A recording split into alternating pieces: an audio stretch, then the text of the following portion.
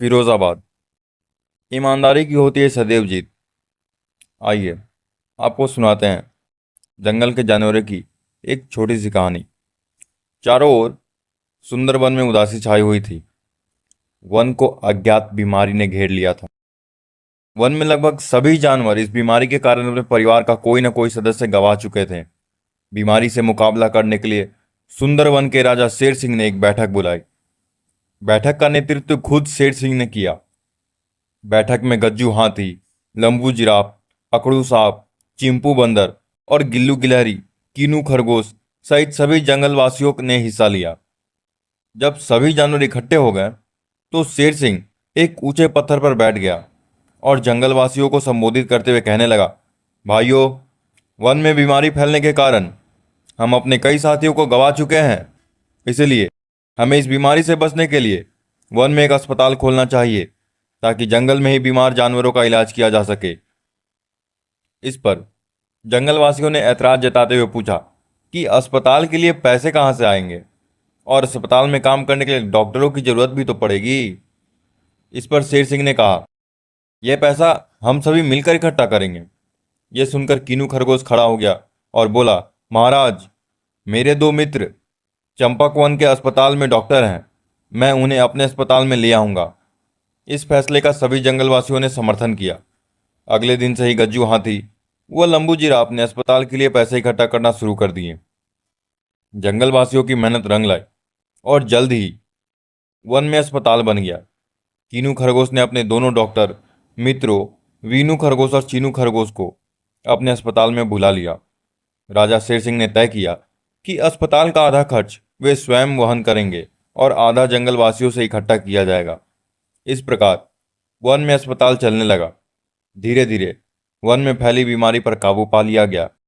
दोनों डॉक्टर अस्पताल में आने वाले मरीजों की पूरी सेवा करते और मरीज भी ठीक होकर डॉक्टरों को दुआएं देते हुए जाते। कुछ समय तक सब कुछ ठीक चलता रहा, लेकिन कुछ समय बाद चीनू खरगोश के मन में लालच बढ़ने लगा। उसने वीनू खरगोश को अपने पास बुलाया और कहने लगा, यदि वे दोनों मिलकर अस्पताल की दवाइयों दूसरे वन में बेचे तो रात में जाकर दूसरे वन के मरीजों को देखें तो अच्छी कमाई कर सकते हैं और इस बात का किसी को भी पता भी नहीं लगेगा। वीनू खरगोश पूरी तरह से ईमानदार था, इसीलिए उसे चीनू का प्रस्ताव पसंद नहीं आया और उसने चीनू को भी ऐसा करने का सुझाव बोला मना कर दिया। लेकिन चीनू कब मानने वाला था? उसके ऊपर तो लालच का भूत सवार था।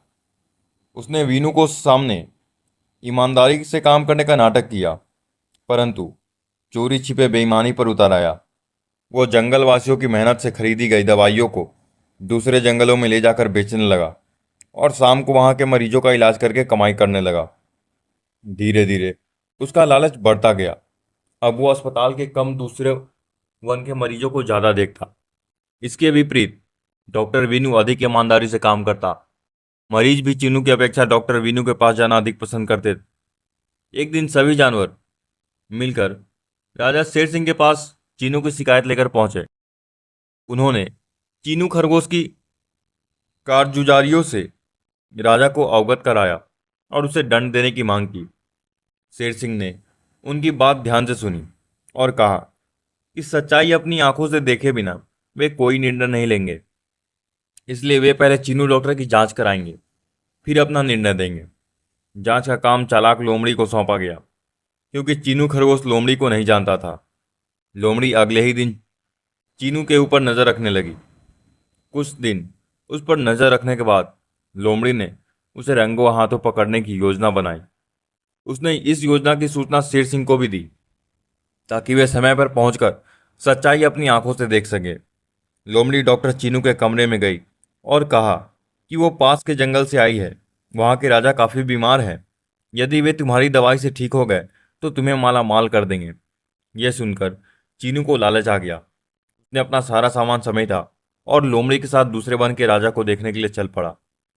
शेर सिंह, जो पास ही छिपकर सारी बातें सुन रहा था, दौड़कर दूसरे जंगल में घुस गया और निर्धारित स्थान पर जाकर लेट गया।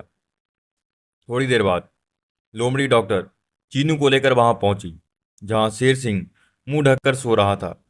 जैसे ही चीनू ने राजा के मुंह से हाथ हटाया। वो शेर सिंह को वहां पाकर सकपक्का हो गया और डर से कांपने लगा। उसके हाथ से सारा सामान छूट गया क्योंकि उसकी बेईमानी का सारा भेद खुल चुका था।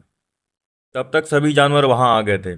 चीनू खरगोश हाथ जोड़कर अपनी गलतियों की माफी मांगने लगा।